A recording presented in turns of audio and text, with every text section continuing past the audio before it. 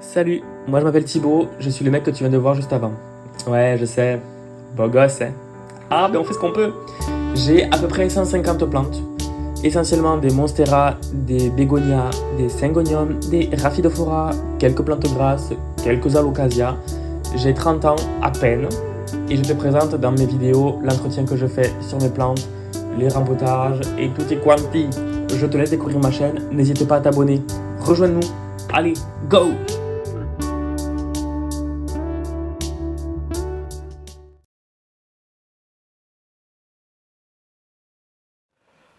Salut YouTube, j'espère que tu vas bien. On se retrouve pour la vidéo de l'année sur ma chaîne. Tous les ans, alors je suis pas quelqu'un de très original, donc dès que j'ai une idée de vidéo qui peut être faite de manière annuelle, je refais, et notamment le plan de tour. Alors déjà, je sais que les plans de tour en général sur YouTube marchent très bien, mais même sans parler du fait que la vidéo va peut-être bien marcher, et c'est tout ce que je me souhaite, on va pas se le cacher. C'est avant tout pour moi une manière aussi de voir l'évolution de ma collection, donc toi aussi tu vas pouvoir en profiter de cette évolution-là. Que en tant que plante addict, tous les ans, il y a des nouvelles plantes, déjà parce qu'il y en a qui meurent, même s'il y en a beaucoup moins qui meurent par rapport à la quantité de nouvelles plantes qui arrivent tous les ans. Là, honnêtement, depuis janvier, j'ai dû recevoir une bonne quinzaine de plantes qui n'étaient pas, du coup, dans le plan de tour de l'an dernier. Que dommage! Et ce n'est pas fini, non!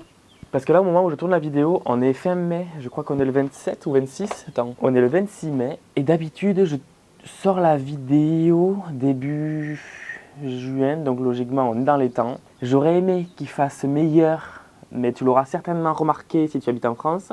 On a un printemps à chier, les journées ne dépassent pas 25 degrés, les nuits ne dépassent pas les 13 degrés, et moi qui aime la chaleur, et qui n'aime pas les voisins qui s'amusent avec les perceuses. Cette vidéo va peut-être être en deux parties, mais c'est pas sûr, c'est peut-être mieux. Je sais pas, je verrai. Je suis trop content de pouvoir tourner cette vidéo. Du coup, ça te va, on commence? Parce que sinon, trop long quoi. Mais go, en fait, c'est parti. On commence par le coin bégonia. Si tu me suis depuis un petit moment, ce que j'espère, si ce n'est pas le cas, je t'invite bien évidemment à t'abonner, à rejoindre la secte. Ma passion des plantes a vraiment commencé avec les bégonias. Et bien que j'en avais plus que ça fut un temps, j'avais des rex, mais en fait c'est trop chiant, donc du coup j'ai gardé les bambusiformes. Et en fait, ça va quand même assez bien. Voilà. Et l'essentiel des bégonias, ils sont là. Il en reste 2-3 à l'intérieur, parce que j'avais pas assez de place. On va commencer par un bégonia que je ne comprends pas et qui m'énerve personnellement, mais d'une force. C'est le bégonia maculata whitey. Il a eu son heure de gloire sur les réseaux. Alors oui, il est très beau, très esthétique et tout ça, mais je le trouve ultra chiant, pour rester poli, par rapport à ce que je pense. Alors il y en a qui me disent qu'ils y arrivent très bien, alors si vous avez un conseil avec celui-là, je suis preneur, parce que là, alors le plan de tour ne sera pas qu'avec des trucs comme ça, ne t'inquiète pas. Mais là, j'avoue que on le compte quand même dans la collection parce que voilà, c'est le bégonia maculata whitey. Par contre, l'oiseau, t'aurais pu piailler avant en fait. Puis tu sais, c'est le ficus chiliriana moonshine. C'est pas le ficus le plus rapide à pousser. Et celui-là à la maison, il a été un petit peu capricieux. Il a soif, oh putain oui. Mais il préfère être plus au sec que trop d'humidité. Alors je préfère attendre qu'il ait soif avant de le réarroser. Là j'avoue qu'il a les feuilles un peu flasques. Hein. Bon. Mais je ne m'en plains pas parce qu'il a, depuis ce printemps-là, il m'a fait déjà ces deux feuilles. C'est pas les plus grosses, mais il pousse. Trop, je l'aime trop d'amour celui-là. Je vais peut-être en acheter un deuxième. Bégonia Comte de Miribel. C'est un bégonia qui est appelé Tamaya, mais bon, je vais pas refaire l'historique de la plante. C'est un bégonia qui a failli mourir, rappelle-toi, sur la vidéo qui s'appelle La pire vidéo de ma chaîne. J'ai failli la perdre et j'ai failli me pendre en même temps. Horrible.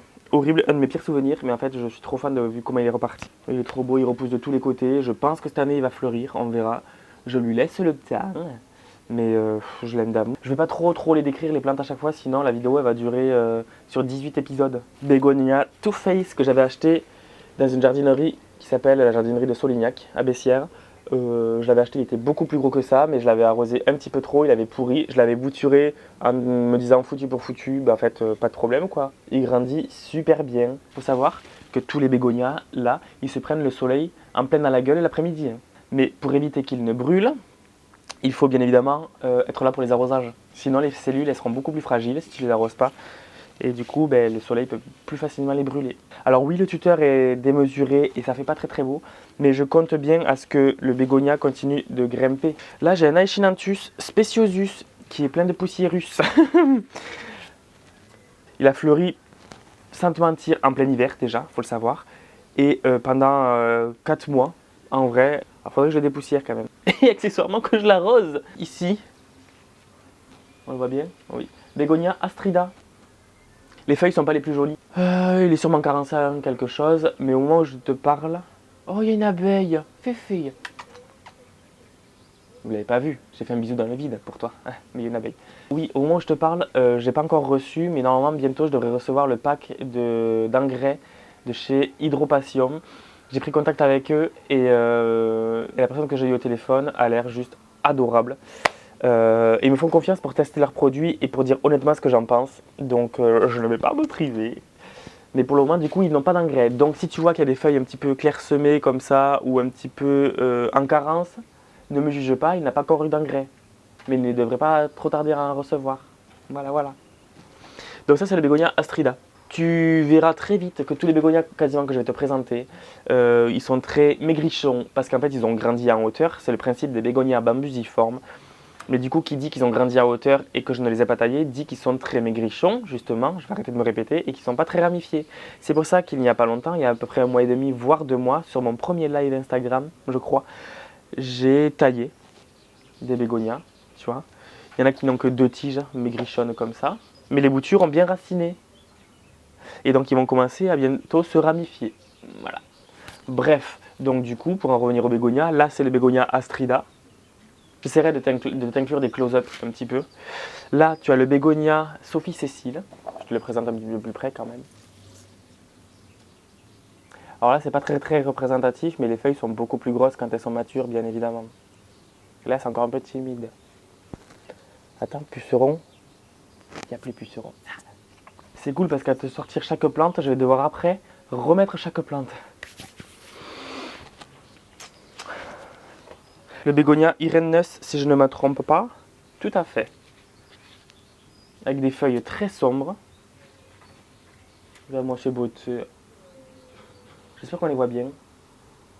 Magnifique. Bon, lui, tu vois, il a déjà fait un rejet là. J'aime trop d'amour. Et en fait, les bégonias, ils réagissent super bien à la taille. Hein. C'est le bégonia Irenaeus.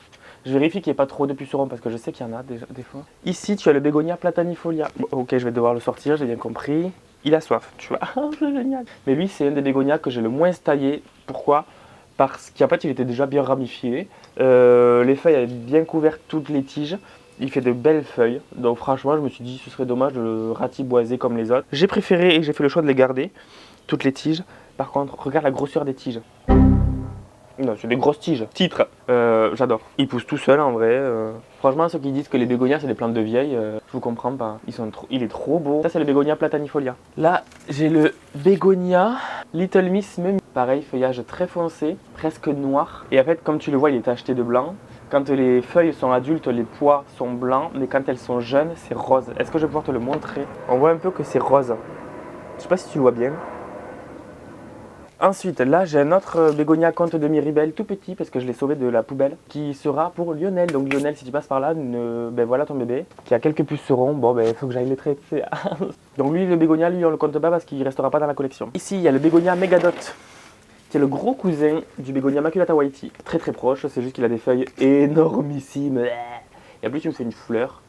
Il a commencé la fleur en plutôt fin d'hiver, tu vois, magnifique. Et une des dernières feuilles qu'il m'a faites, c'est celle-là, tu vois, à côté de la fleur. Et il m'a fait aussi celle-là récemment. Sublime. Sublime. Alors tu vois, j'arrive à celui-là de bégonia, mais j'arrive pas à l'autre. Et lui, il a un peu cramé, il a un peu souffert l'an dernier. Tu le vois sur certaines feuilles qui ont bien brûlé parce que du coup trop de soleil.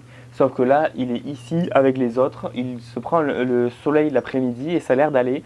Après, en ce moment, le soleil, c'est pas le plus violent non plus.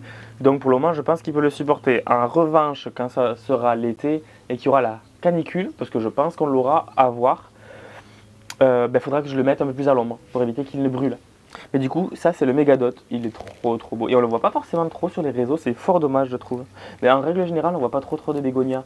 À part les bégonias qui sont plutôt pour les terrariums, les bégonias iridescents, bégonias férox, etc. Tout ça, on en voit quand même pas trop mal sur les réseaux. Mais les bégonias bambusiformes, pas tant que ça. Hein. C'est fort dommage je trouve. Un syngonium, le batik. Le batik qui ressemble un petit peu au white butterfly. Toutes les nervures sont bien blanches, voilà. Alors que tu vois, le white butterfly, vraiment la partie centrale de la feuille, elle est beaucoup plus vert clair, alors que l'extérieur est un peu plus vert foncé. Là, c'est un vert tendre sur toute la feuille, et après, on voit bien les marquages des nervures. Après, les nervures principales sont toujours bien marquées, les nervures secondaires ont tendance à disparaître entre guillemets sur le feuillage, sur les feuilles un peu plus anciennes, tu vois. Je sais pas si tu vois bien, on verra. Bah, mais sinon, il pousse vraiment tranquillou bilou lui. Hein. Donc vraiment, il fait ça live. Il est au milieu des bégonias. Logiquement, il n'est pas censé brûler. Par contre, il faudrait que je lui mette un deuxième tuteur. Eh ben oui. Ça aussi, il va falloir que je fasse des tuteurs à foison. Parce que je suis bien mignon à vouloir avoir des plantes grimpantes. Ah oui, c'est joli, ça fait des grosses feuilles et tout et tout. Ah super. Sauf que quand il faut accumuler les extensions de tuteurs, ben, il faut que je fasse 30 tuteurs par 30 tuteurs quoi. Je me déteste. Un gros bébé. Oh putain. Un bébé qui est assez lourd. Le bégonia Oldmore. Ce bégonia a une histoire un petit peu particulière. Pas parce que c'est mon bégonia. Mais en fait, ce bégonia est déjà très résistant. De 2, il a passé l'hiver dehors, alors avec le voile d'hivernage quand même par précaution. Et de 3, il te montre quand il a soif, les feuilles commencent à bien s'affaisser, un peu comme celle du bas, tu les vois pas trop. Oh putain, frelon asiatique, ça m'est rapide. Vous le voyez ou pas?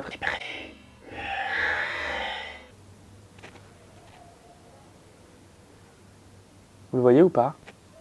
Non, hein? Si. C'était un frelon asiatique ou pas? Et le bégonia Oldmore, en fait, je l'avais sauvé sur le rôle des malheureuses à Jardiland, au Porté, là où je travaille actuellement. J'étais encore à McDo, donc il y a au moins 5 ans, je pense. En fait, il n'y avait que des tiges, il n'était pas magnifique, et je ne savais pas trop à quoi il ressemblait. Il y avait peut-être que quelques feuilles, c'était pas forcément les plus jolies, etc. Mais je voyais un petit peu la qualité, à savoir les feuilles vert foncé, avec le revers rouge, poilu, etc. Je me suis dit, bon, c'est un bégonia que je ne connais pas, que je n'ai pas. C'était au moment où j'achetais tous les bégonias que je pouvais. Bah en fait, il me l'a bien rendu. Alors, je ne l'ai jamais vu fleurir encore, mais il me l'a bien rendu parce que regarde-moi ces feuillasses. En vrai, c'est peut-être pas forcément le bégonia le plus esthétique ou le plus coloré. Voilà. Mais en tout cas, c'est un de mes bégonias préférés parce que franchement, il m'a bien rendu le fait que je l'ai sauvé. Il était trop mignon. Et je me revois à McDo arriver au comptoir en me disant hey, j'ai acheté un autre bégonia, regardez, c'est le Oldmore et tout, vous le connaissez, toi, hein? Sachant surtout qu'il s'en tapait. Ben voilà, maintenant, 5 ans plus tard. Oh bébé. Oh, il y a une petite abeille. Là, vous l'avez vue, elle. Hein. Mais tiens, il y a un bégonia butiné derrière, ma grosse. C'est un peu con, une abeille. Hein. Et dernier bégonia de ce coin-là. J'attends que l'avion soit passé avant de m'énerver. Dernier bégonia, c'est le bégonia Snowcap que tu peux voir ici. Je vais te le rapprocher. C'est Clémentine qui me l'a offert il y a 3-4 ans. Je ne sais pas du tout situer ce genre de petit cadeau. C'est un bégonia qui est très florifère. En vrai, je crois qu'il peut me fleurir 3 fois dans l'année le truc. Hein. Vraiment, c'est génial. Ce bégonia m'inquiète à moitié. Alors, il m'inquiète parce qu'en fait, à chaque œil, en fait, il y a une partie noire et après ça redevient vert, après c'est renoir, après c'est revert.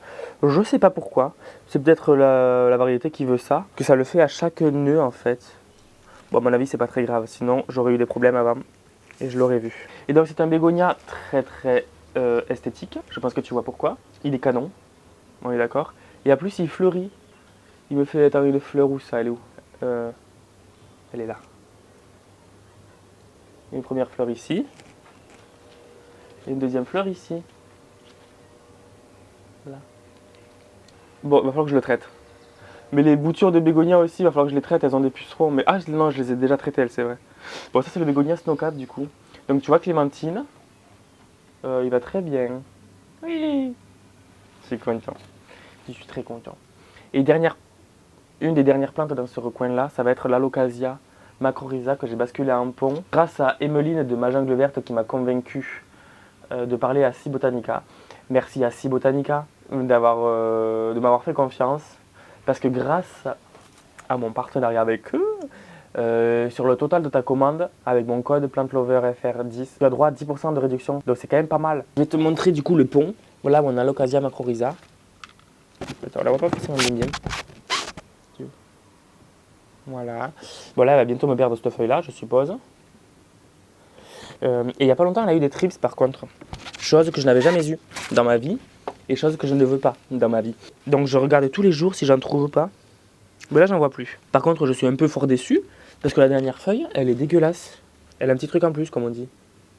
Tu vois, elle est pas top top du tout. Donc là, ce que je vais faire, c'est que je vais charger l'appareil photo. Et on continuera le plan de tour une fois que la batterie sera pleine.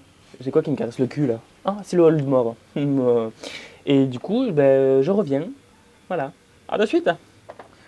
Bon, maintenant qu'on a fini cette partie-là, plutôt que d'aller dans la partie la plus intéressante, entre guillemets, avec tous les syngoniums, monstera, etc., on va d'abord faire les plantes grasses qui sont juste à côté. Voici une partie des plantes grasses. Alors, je vais essayer de retrouver les noms, mais c'est pas garanti.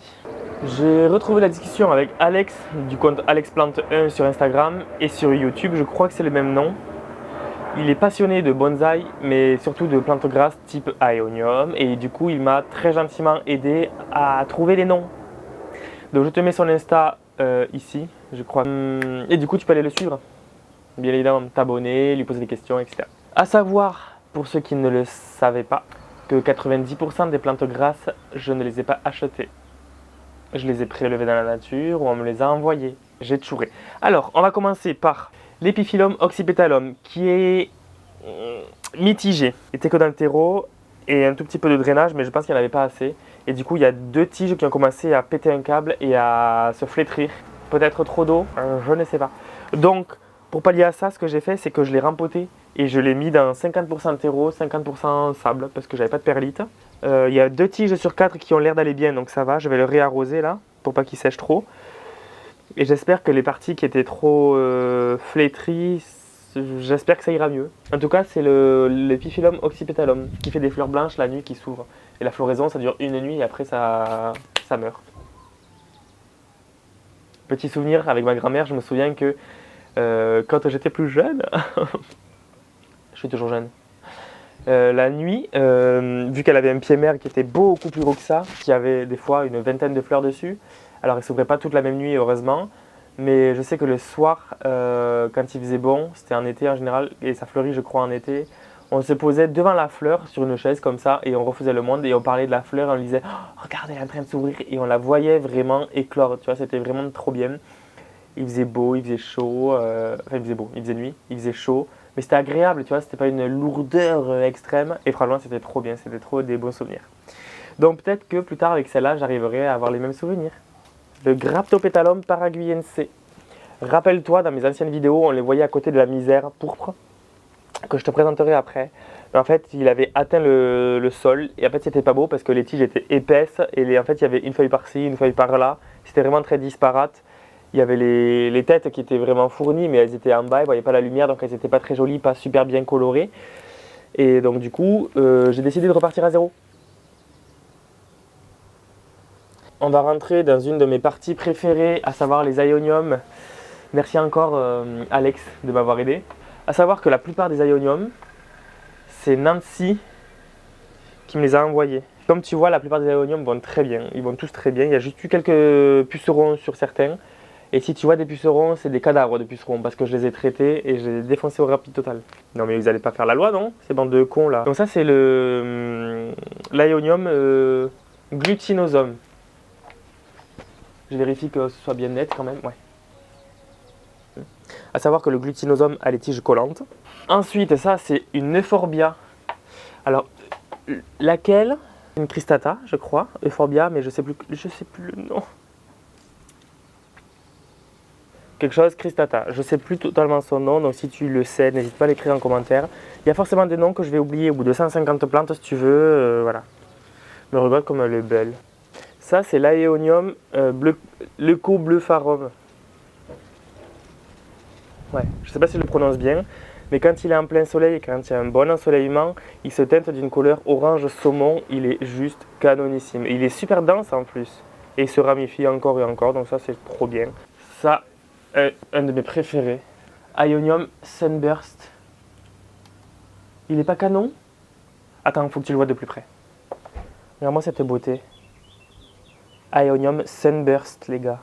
Trop beau. J'aime trop. Celui qui est au fond, là, le grand, le pourpre. Je vais te le montrer en petit, parce qu'en fait, le pourpre, sans le savoir, donc c'est un Ionium velours, et je l'ai en 3 exemplaires. Et je ne savais pas que je l'avais en double exemplaire, donc j'en ai acheté un petit 3e, en pensant que les 2 gros que j'avais n'étaient pas un velours. En fait, il est pourpre avec le cœur vert. Ok. Et tu le vois pas forcément d'ici, mais j'en ai un gros ici. Oh merde. J'en ai un gros ici, plus un petit, enfin un plus petit ici. C'est le même. C'est une autre abonnée qui m'a envoyé le 2e, mais je savais pas que c'était un velours. Donc du coup en fait j'en ai 3. Peut-être même un 4e parce que celui-là c'est une bouture que j'avais chourée en Espagne. Et il a l'air d'y ressembler. Dégoûté? Non. Si, peu. Ici, c'est une bouture d'un Graptopétalum paraguayense qui est à ma meilleure amie, qui est revenue d'ailleurs de Corée. Donc bientôt, ces plantes repartiront chez elle. Ensuite, derrière, il y a la Aorsia cooperi que j'ai eu, je te rappelle, chez Rare Plant Co. Et qu'il va falloir que je rempote parce que très instable là. Oula, il y a 2 feuilles qui ont pourri, j'espère que je ne l'ai pas tuée avec trop d'eau. Mais en tout cas, je l'aime trop, elle est trop belle. J'espère pas, putain. En fait, je vais mettre une couche de sable. Parce que déjà, j'ai pas de terreau de suite là. Et qu'en fait, c'est au moins pour la stabiliser. Donc voilà, Aorsia cooperi. Juste à côté, ici. Echeveria Perle von Nuremberg. Donc voilà, elle pousse toute seule, elle est tranquille au bilou quoi.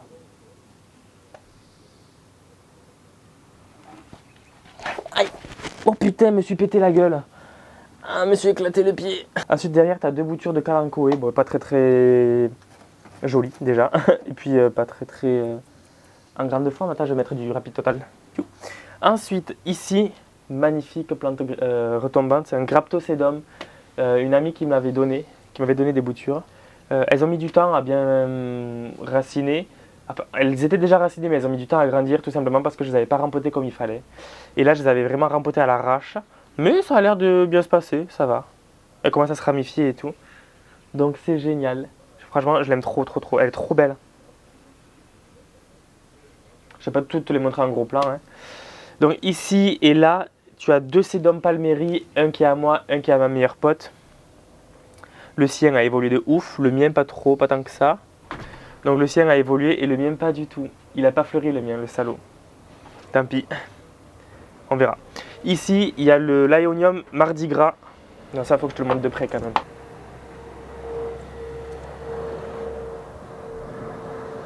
Une pépite, une plante grasse rose fuchsia, les gars. Canon. 2,49 € à Jardiland. Crassula ovata avec des pucerons, excusez-moi. Hein. Voilà.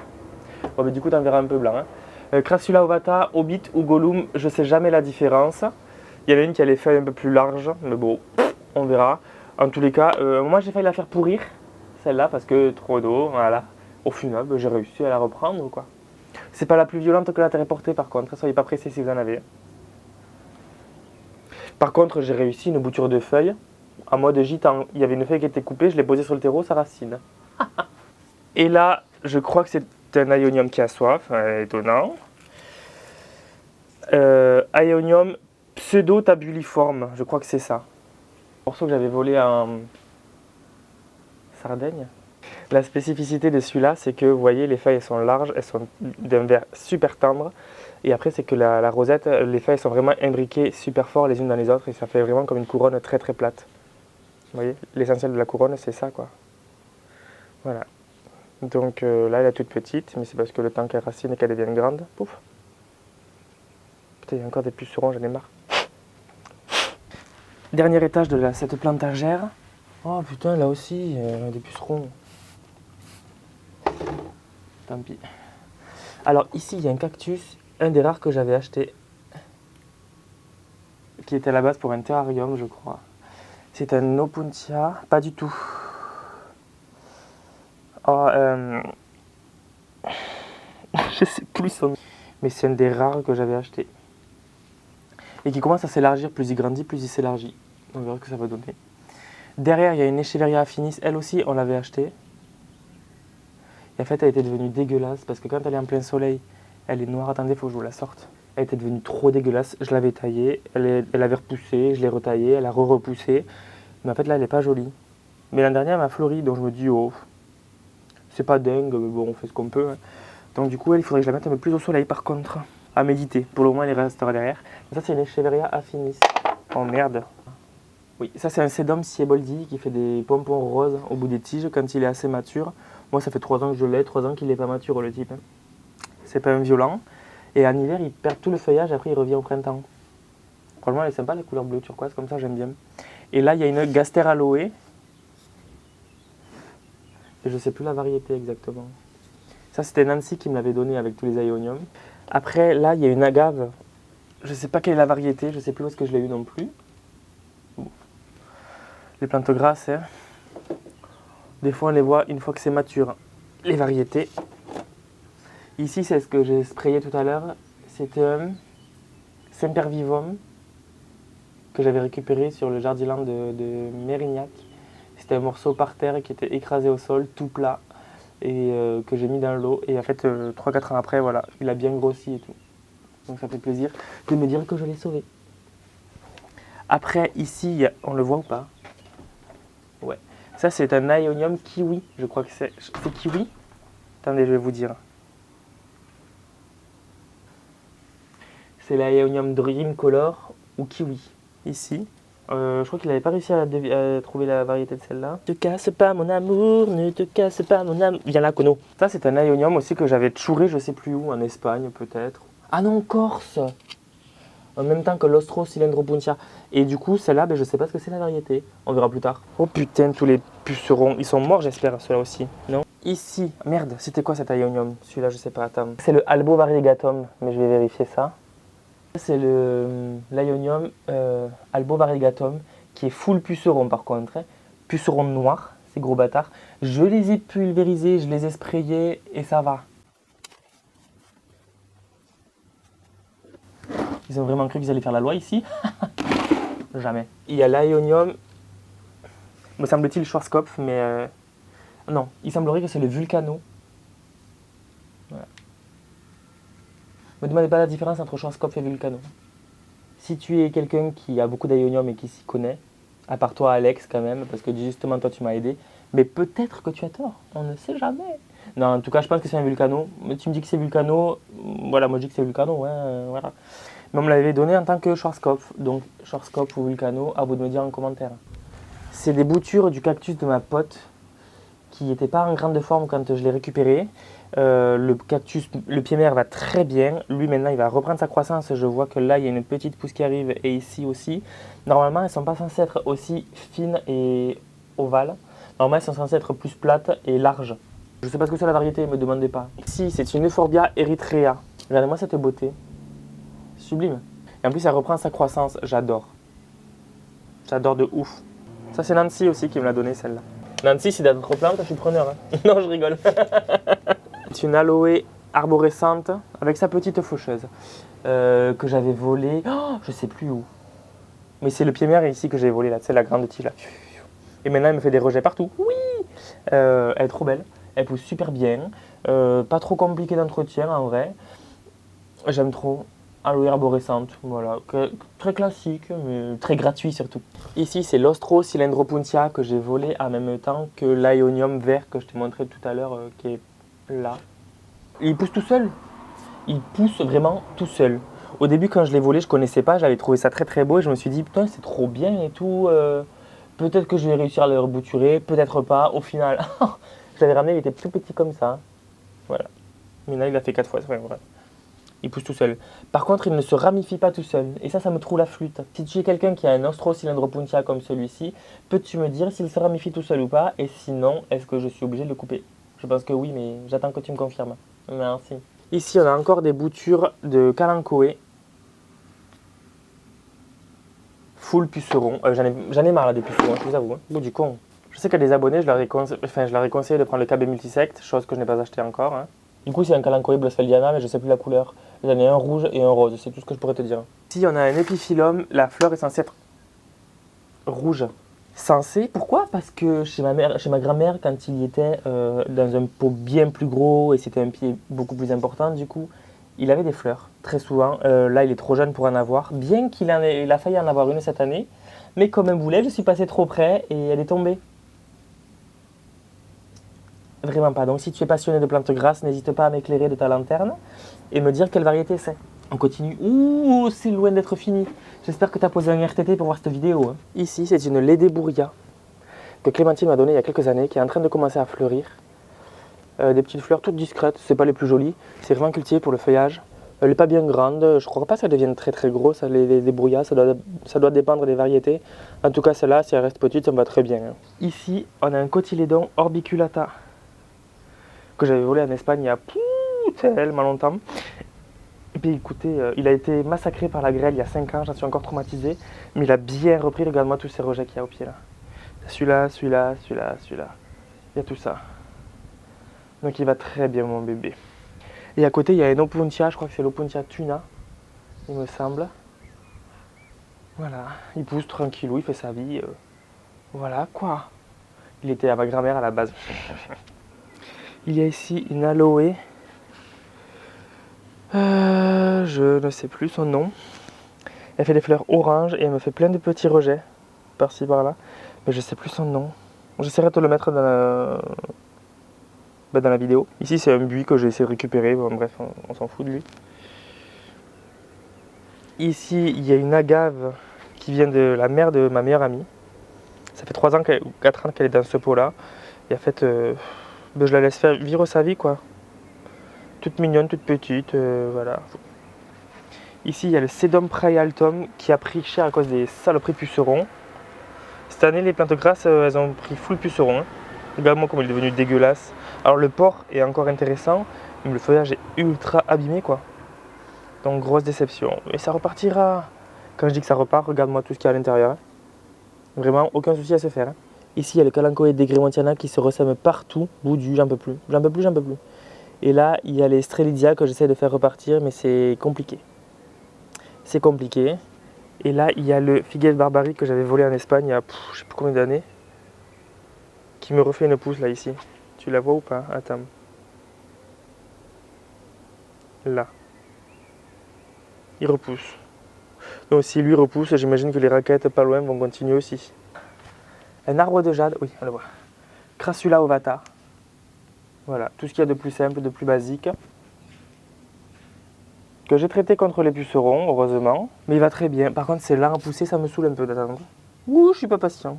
Mais il va très très bien, quoi. Très fourni, il est très beau par contre. Ici, il y a une agave Victoria Reginae. Voilà.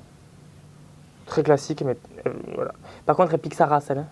Ah là là là là, quand je l'ai rempotée, j'ai cru que j'allais la foutre à la poubelle. Ah si si si, elle m'a saoulé. Ah si si, en vrai, elle m'a vraiment saoulé. Mais elle est trop belle. Il y a une aloe brevifolia. Elodie, si tu passes par là. J'oublie pas, mais il faut que je vienne te voir. Hein. Voilà, elle va très bien. Ici, c'est le cactus de ma pote. Alors par contre, je ne comprends pas. À la base, il y avait des grosses épines comme ça, là. Tu les vois peut-être. Sur les repousses, il n'y a pas une seule épine. Pourquoi? Je pensais qu'un cactus, quand il poussait, il y avait les épines qui continuaient à pousser dessus. Visiblement, celui-là, non. Je ne sais pas pourquoi. Tu peux m'expliquer, je veux bien, s'il te plaît. Et si tu peux me donner la variété au passage, ce serait chouette. Non, c'est... Ici, c'est les boutures de ma grand-mère de géranium. Souviens-toi, j'avais fait une vidéo il y a longtemps, j'abuse, hein, c'était il y a quelques mois, où je parlais des plantes que je l'avais chourées. Et j'avais, je crois, à ce moment-là, déjà fait les boutures de géranium. En fait, il y en a plein qui sont en train de fleurir. Alors oui, les géraniums, c'est des plantes de vieille, de mamie. Ah, il n'y a pas plus vieux qu'un géranium, hein. Mais bon, c'est de ma mamie. Plante dangereuse, faites attention, c'est un brugmansia à ne pas toucher, ou alors... Enfin, moi je la touche, je m'en fous, mais à ne pas manger le latex, etc. Puisque c'est une plante très toxique. Voilà, on peut tuer des gens avec cette plante, hein, clairement. C'est un brugmansia ou trompette des anges. Il y a 2 plantes à différencier. Il y a celle qu'on cultive comme ça pour la beauté de la fleur. Tu sais, c'est des grosses trompettes jaunes ou oranges ou blanches, etc. qui s'appellent le brugmansia. Et il y a le datura, donc c'est vraiment le datura qui est très toxique. Mais je crois que celle-là, si tu la manges, tu auras une bonne chiasse. Hein. C'est la trompette vers le haut, le datura, qu'on trouve dans les champs. en tant que mauvaise herbe, tu vois. C'est une cousine, sauf qu'elle, elle a les fleurs vers le bas, le datura vers le haut. Mais je crois que celle-là aussi, avec celle-là, tu peux tuer des gens. À confirmer. Enfin non, confirme pas, mais ici, ce que tu as en gros plan, c'est un géranium, tout à fait. C'est le géranium de Georgette, une amie de ma grand-mère, qui a disparu maintenant depuis quelques années. Et avant de disparaître, en fait, elle m'avait donné des boutures de ce géranium, qui était le sien. Et même si à première vue, je ne suis pas forcément fan des géraniums, surtout que quand je les ai au travail, il faut les nettoyer tous les 4 jours. Et je t'avoue que j'ai pas la patience, hein, non. Pour le coup, vu que c'est le géranium de Georgette, j'en suis dingue. C'est la première année où il me fleurit autant et aussi longtemps. D'habitude, il me faisait 1 ou 2 fleurs histoire de dire qu'il est là. Cette année, une quinzaine de fleurs, tu vois. Alors tu vas me dire, oui, les géraniums, c'est pas très compliqué, mais c'est quand même une fierté. Voilà, d'avoir un petit géranium qui sent le géranium. Hein. Ma grand-mère, je sais qu'elle les gardait pendant des années et des années. Lui, ça fait 5 ans que je l'ai, j'ai pas eu un problème encore. Tous les ans, il y a le papillon qui pond dans les tiges et du coup qui les fait flétrir, etc. Je taille, je bouture et ça repart. Ici, c'est l'asparagus falcatus, qui est une plante avec des épines, qui peut faire des pousses, donc sur une pousse, qui peut faire plus de 2 mètres de haut. Je l'ai déjà testé, expérimenté. Ça fait pas forcément très très beau quand tu as une pousse comme ça, intempestive d'un côté, une pousse de l'autre. Ça fait pas très très beau, c'est pas très harmonieux. Mais bon, je l'ai enlevé parce que ça faisait pas beau et parce qu'elle commençait à péter un câble. Et là, elle me refait des petites pousses comme ça, compactes, ça me va. Et ici, juste ici, donc tu vois, tu as un clivia. Tu vois quelle partie? Tu vois celle-là, de partie? Ouais. Là, tu as un pot de clivia, tu en as un deuxième, mais c'est la même plante que j'ai divisée en 2. Voilà. Et juste derrière, tu as un pot de muguet qui n'a pas fleuri parce que je l'ai replanté un petit peu tard. Voilà. Donc rien de sensationnel. Bon, ben tu vois, tu as une yucca, des boutures que j'ai faites il y a 4 ans ou 5 ans. Ça pousse. Ici, c'est un rosier que j'ai bouturé dans ce pot-là et dans le pot juste à côté. Enfin bref, pas très très intéressant cette partie-là.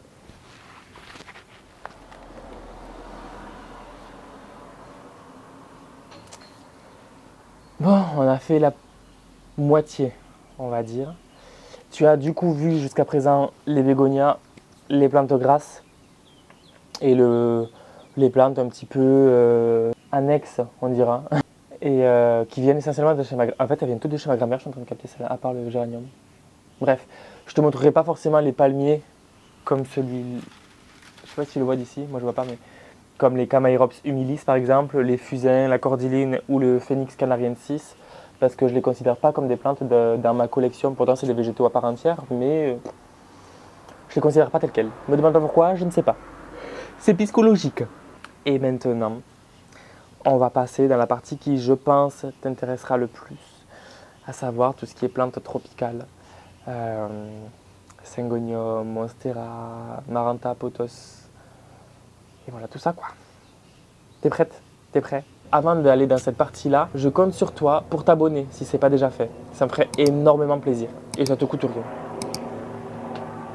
Si tu veux continuer à me voir m'énerver sur les bruits des avions qui passent pas loin sa mère, abonne-toi. Bon, désolé pour le contre-jour, juste premier épisode terminé. Je vais faire 2 épisodes puisque sinon ça va être super long. Puis il faut un peu tenir en haleine le téléspectateur, tu vois. Pour qui je me prends? Non, sérieusement, c'était ultra long déjà à faire la première partie. Donc du coup, il y aura une deuxième partie. Voilà. Donc en attendant d'aller sur la deuxième partie, qui sera la semaine prochaine, normalement, n'hésite pas à t'abonner si ce n'est pas déjà fait. Je compte vraiment sur toi. Voilà. Allez. À la semaine prochaine. La bizarre Denise. J'espère que la vidéo t'a plu. Si c'est le cas, n'hésite pas à liker, partager, commenter, mais surtout à t'abonner. Je te mets mon Instagram ici. C'est le même pseudo. N'hésite pas à m'envoyer des messages. J'essaierai d'y répondre. En tout cas, merci d'avoir visionné. J'espère jusqu'au bout. Et je te dis à très bientôt pour la prochaine vidéo. La bise à Denise. Ciao.